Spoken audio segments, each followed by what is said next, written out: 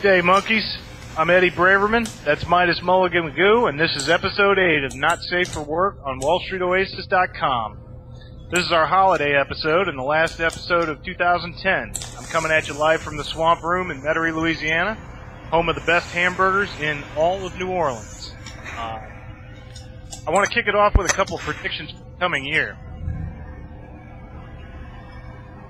Oh, yeah, there's nothing like that beer in the morning. In 2009, I was a big gold bug. In 2010, silver was my thing. Going into 2011, it looks like a short dollar position might be the call. I think the metals are going to continue to do well, but I'll add to that a dollar that declines by roughly 40% from here. In other words, I expect to see the dollar around 180 against the euro by this time next year. It's not great news for those of us living abroad, but it is what it is. My other prediction is one that you can help make a reality. I think 2011 is the year WSO hits 75,000 members, closing in on 50,000 today, and I'm betting that that number explodes when people see what we have in store in the coming year. So get your friends signed up if they're not already. Oh, and the Saints win the Super Bowl again. Who dat? Two dat, baby.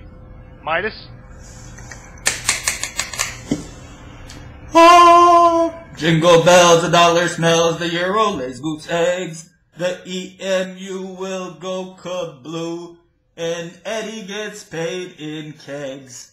Hey, I gotta tell you, bro, your Frenchified mind is getting French fried, and you look like you just made out with a couple of guys. Take off your beret, hop in the bidet, and you'll be like the Euros tomorrow. Today. Don't let this con man fool you, kids. He's currently peddling jet skis to Katrina victims as we speak. Yes. The dollar's decline is inevitable, but the euro continues to lean on the economic integrity of welfare states. So your prediction sounds good, Eddie, except when the tail end of the pigs falls off, the euro will be proper fucked.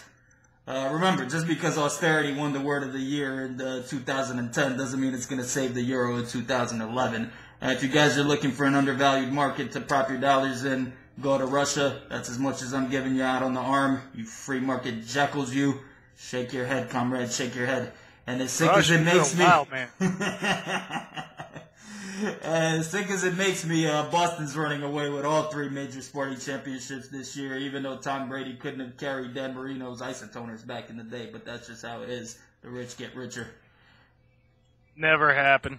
Saints crush the Pats. Mark my words. You're not getting past the Bears. Oh, shit. Devin Hester. All right. For those of you that are wondering about the change in costume here, it's Christmas in New Orleans, so we got to do it New Orleans style. So I thought I'd model the latest in New Orleans Christmas wear with the Hawaiian shirt. Baby.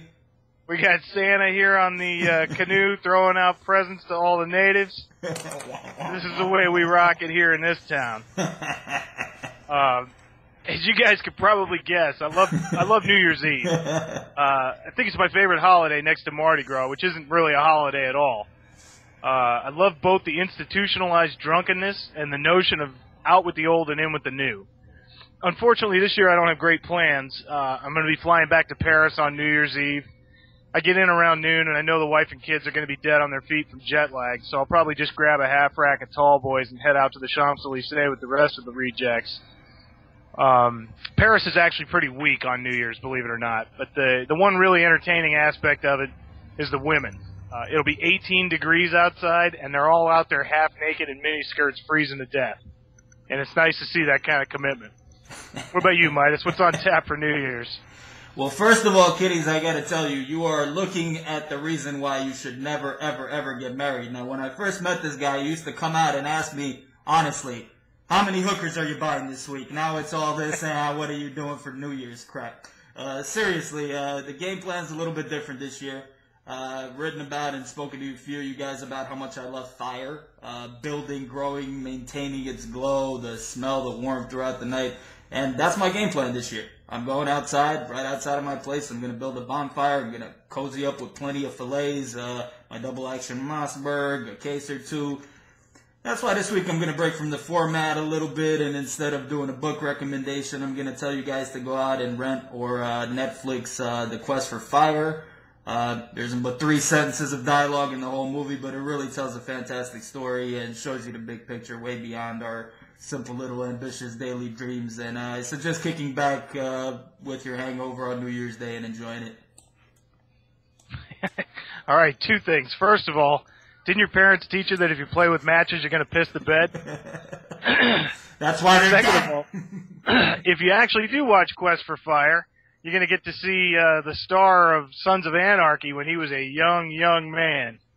And as I recall, lots and lots of butt sex. So if that's your thing, for sure, go check the movie out. It's, Also it's a good Cosby one. Girl, and you actually see the butt sex with monkeys, so it's even better. Ah, It's the yeah. theme. Yeah, it's the WSO trifecta. All right, guys, here's where I get a little bit sappy. I want to thank all of you for a great year. I mean it. It was a wild year on WSO, and none of it would have happened without you guys. Thanks for all your input throughout the year, even the haters. Hell, especially the haters. Let's face it, if it weren't for the haters, I never would have ended up on the cover of Playboy. Seriously, though, you guys are the greatest, and I'm committed to bringing you even better stuff in the year to come. So thanks again. Midas? Aww. What a dick. Much love to all you chips and chip pets for me as well. I hope you guys continue to make your dreams a reality. Just keep on pushing, keep moving in the right direction. And work on being a good person. I don't want to preach to you, but good things are going to happen if you do the right things in life. Life ain't a spreadsheet. You know, you can't just piece things together like you can in Excel. But if you work on it, things will fall into place for you. I especially want to salute a few really great people I've met on Wall Street Oasis. I'm not going to mention any names, but you guys have really treated me like your friend from way back, and that's not something I'm going to forget. Now, as for the haters, keep riding the dick. Keep on riding. That way, when people ask me, Midas, how is it hanging, I can truthfully say, down around the ankles. You guys have a healthy and a happy, and we'll see you back here again in 11. All right, one last thing. No Christmas season would be complete without the most heartwarming Christmas movie ever made. Of course, I'm referring to Billy Bob Thornton in Bad Santa. Yes! It was a truly inspired performance, worthy of an Oscar, and it really gets you in the holiday spirit. No other Christmas movie ever made had a line like, "Your soul is dog shit" in it. That's reason enough to watch it. Merry Christmas and Happy New Year's, monkeys. Here's to all of you, and here's to an even better 2011. Take it easy, guys. Take care, guys. See you next year.